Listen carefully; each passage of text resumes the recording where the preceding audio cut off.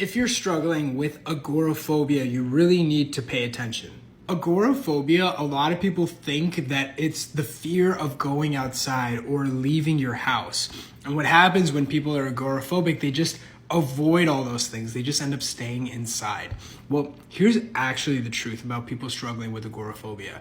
It's not that they're concerned about going outside, what's outside. They're more concerned about how they feel when they go outside. Many times they fear, well, what happens if I get a certain anxiety symptom?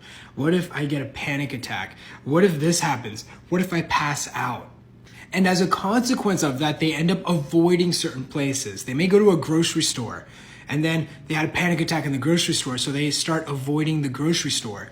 Or they start getting a physical symptom while driving, and then they stop driving, and then slowly and steadily, what ends up happening is that they end up making their world smaller and smaller, and they end up just staying inside. Now, while this may help temporarily, it may ease the anxiety temporarily, the problem is that it actually reinforces the anxiety. What happens is people just end up avoiding, and they just can't stop. And what ends up happening as a consequence is they really reduce their quality of life. So how do you get over agoraphobia? Well, one of the first things you can focus on is really understand how anxiety works.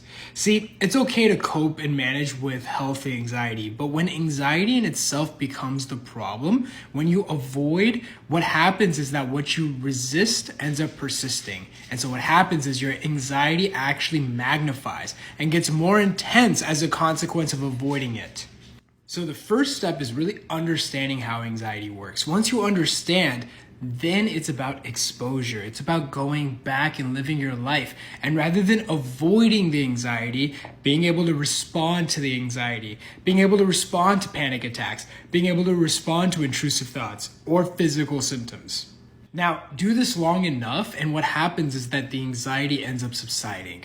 At first, it's going to be yelling at you. It's going to be saying, why are you doing this? Why are you going out? What if there's danger? But if you understand how anxiety works, well, then you know how to respond.